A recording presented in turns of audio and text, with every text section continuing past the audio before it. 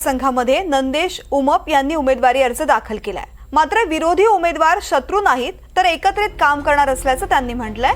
त्याचबरोबर कलाकारांचे प्रश्न मार्गी लावण्यासाठी ते राजकारणामध्ये उतरल्याचं त्यांनी स्पष्ट केलंय।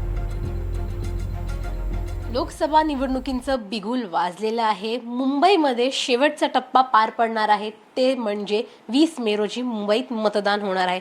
अनेक ठिकाणी प्रचार सुरू आहेत, अनेक दिग्गजांची नावं पुढे आहेत।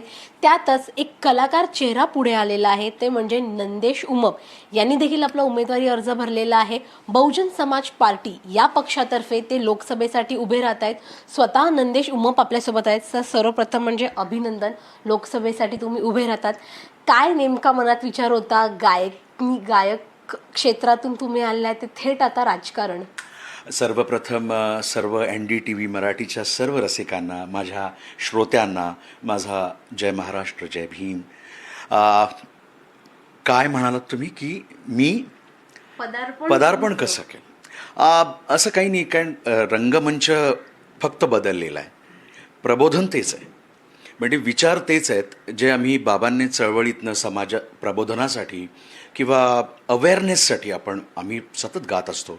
छत्रपती शिवाजी महाराजांचे, डॉक्टर बाबासाहेब आंबेडकरांचे विचार, या सर्व महामानवांचे, संतांचे विचार जो आम्ही रंगमंचावर सादर करत असतो, तेच अनेक विचार आम्ही तिथेही सादर करणार आहोत। आणि त्या प्रबोधनातनं लोकांची काही कामं सामाजिकदृष्ट्या काही करता येतात का? कारण कलेच्या दृष्टीने आम्ही एकत्र होतोच, पण सामाजिकदृष्ट्या आता जमाना बदललेला आहे। आता सगळ्यांनी पुढे यायला पाहिजे। मला वाटतं आपण कुंपणाच्या आत राहून सगळे बोलतात, अरे काय याला काय करता आलं नाही किंवा याने पण करायला पाहिजे। तर मी म्हटलं, मैदानात लढणारी ना फार कमी लोक असतात, असे बोलणारे टोचणारे फार जास्त असतात, पण येणारे फार कमी असतात। आणि म्हणून म्हटलं की ही एक संधी आलेली आहे आपल्याला, कुठल्याही पक्षातनं विचारते किंवा काय, हा मुद्दा नंतरचा आहे, पण आत्ता 5 वर्ष आधी नंतर आली येणारी ती आत्ता आली आहे। तर मी सगळ्यांशी विचार विनिमय करून थोडासा वेळ घेऊन मी म्हटलं आपण यायला काय हरकत आहे। अनेक पक्ष आहेत, बहुजन समाज पार्टीचाच नेमका का, त्या पार्टीचं तुम्ही निवड का केली? ही मी निवड केलेली नाही, ही त्यांच्याकडनं आलेली मला ऑफर होती। आणि ही मी का स्वीकारली याचं एक कारण पण मी तुम्हाला सांगेन। कारण बाबांनी ज्या चळवळीतनं पुरोगामी, म्हणजे आम्ही कोणाला कमी लेखत नाही, मी सगळ्यांबरोबरच काम करतो आणि सगळ्या क्षेत्रामध्ये करतो आणि सगळ्या व्यासपीठावर करतो, बघा माझं वाक्य। पण ते करत असताना कुठेतरी तो एक आमच्या घरात एक वारसा होता ना, तर तो कायम ठेवावा ही प्रामाणिक आणि नम्र इच्छा घेऊन मी इथे आलो। सर, जर पाहायला गेलं तर मग अनेक कलाकार मंडळी राजकारणामध्ये आहेत। अमोल कोल्हे असतील, केंद्रात देखील अनेक हिंदी कलाकार आहेत। तर तुम्ही कोणता विचार घेऊन राजकारणात उतरतात आणि दिल्ली वारी तुमची ठरवलेली आहे? या साईडला अनेक प्रश्न आहेत। आमच्या विक्रोळी, कन्नमोर, टागोरनगरमध्ये झोपडपट्टी वासियांचे विषय आहेत, बिल्डर लॉबीचे विषय आहेत, काही मंदिरं असतील, काही मदरसे असतील, आमचे बुद्धविहार असतील।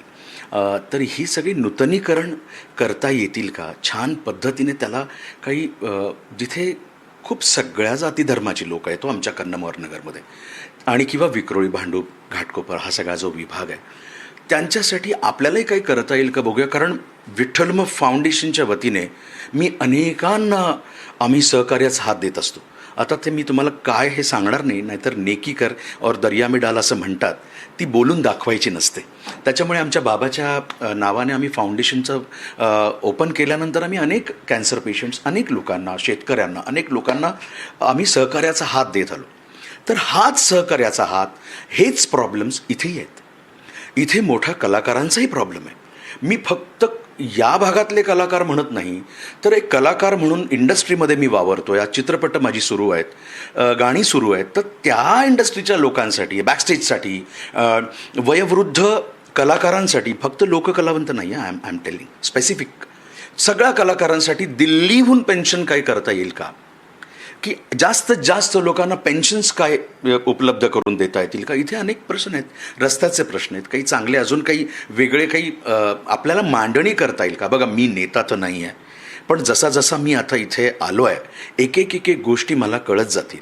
एक गोष्टी 100तल्या आपण म्हणतो ना, 5 गोष्टी जरी आपण करू शकलो तरी आपण काहीतरी केलं समाजासाठी, एवढं मी सांगू शकेन, एवढं निश्चित करीन। तुम्ही ज्या लोकसभा मतदारसंघातून उमेदवारीचा अर्ज भरलाय ईशान्य मुंबई, 2 तुमच्यासमोर जे उमेदवार आहेत महाविकास आघाडीकडून संजय दिना पाटील जे आधीच खासदार राहिलेले आहेत, दुसरीकडे मिहीर कोटेचा आहेत जे भाजपचे विश्वासू नेते आहेत. खरं तर कसं पाहताय दोघांकडे? आव्हान वाटतं त्या दोघांचंही?